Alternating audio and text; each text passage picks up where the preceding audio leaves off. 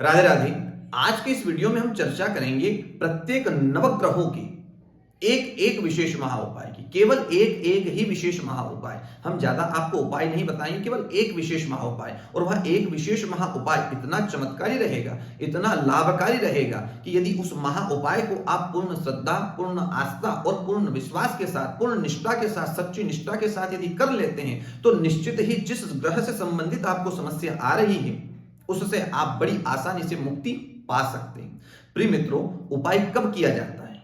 यदि इसका हम विचार करें तो शास्त्रों में उल्लेख मिलता है कि जब मनुष्य किसी ग्रह से परेशान हो जाए, किसी ग्रह से संबंधित उसे विशेष परेशानी आने लगे या समस्या सताने लगे, तब वह मनुष्य उस ग्रह से संबंधित उपाय करता है। या फिर किसी ग्रह से उसे लाभ प्राप्त करना हो और उस ग्रह के पास बल ना हो, तो ऐसी स्थिति में उस ग्रह को बल देने के लिए भी मनुष्य उपाय किया करता है। तो प्रिय मित्रों, आज हम प्रत्येक नवग्रहों के एक एक विशेष महा उपाय को जानेंगे। पूरा वीडियो आप अवश्य देखिएगा। तो चलिए जानना प्रारंभ करते हैं वह एक एक विशेष महा उपाय। सबसे पहला ग्रह सूर्य ग्रह।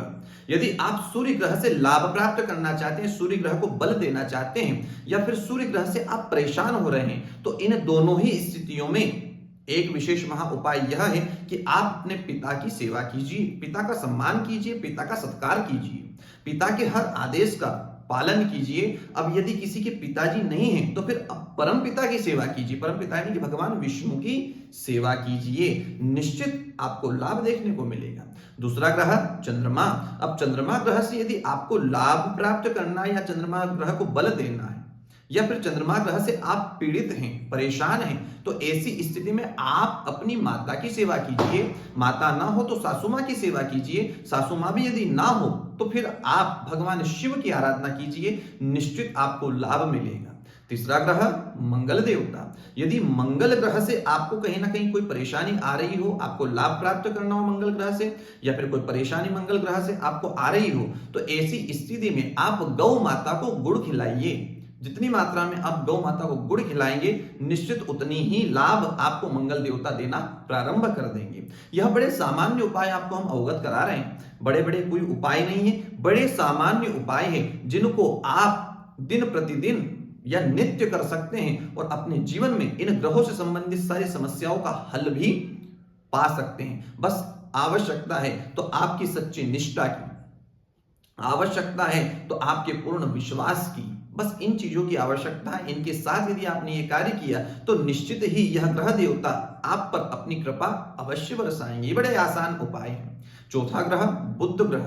यदि बुध ग्रह से आप पीड़ित हैं या बुध ग्रह से आप लाभ प्राप्त करना चाहते हैं, दोनों ही प्रकरण में आप गणेश जी की आराधना कीजिए और गणेश जी को प्रतिदिन दुर्वा अर्पण अवश्य कीजिए।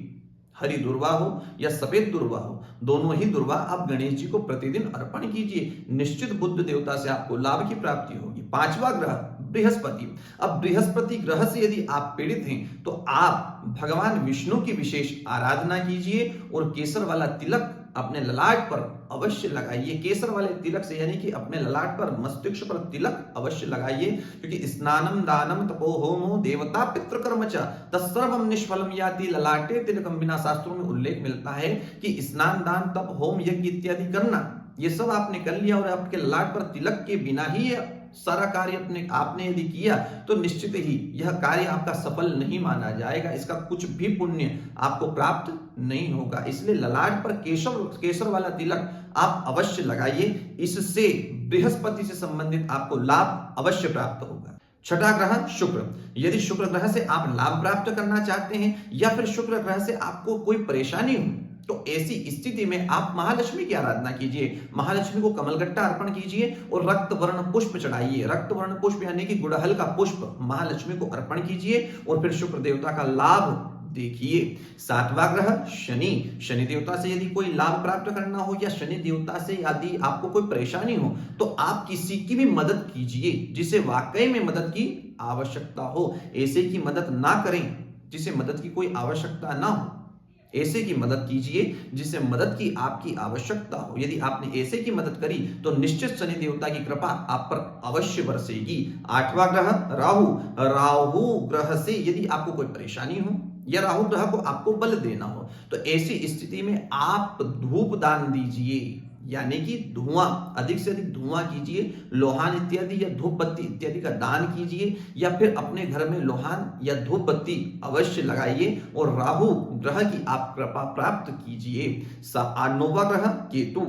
अब केतु ग्रह सबसे अंतिम ग्रह है। इससे यदि आप लाभ प्राप्त करना चाहते हैं या इससे कोई परेशानी यदि आपको हो रही हो, तो ऐसी स्थिति में आप केतु ग्रह के लिए झंडे का दर्शन कीजिए या फिर झंडा दान कीजिए, यानी ध्वज पताका किसी देवालय के ध्वज का दर्शन कीजिए या फिर उसका दान कीजिए। निश्चित केतु ग्रह से संबंधित सारी समस्याओं का हल होगा। तो प्रिय मित्रों, यह प्रत्येक नवग्रहों का हाल आपके बीच में हमने आज रखा। आशा है आपको वीडियो समझ में आया होगा।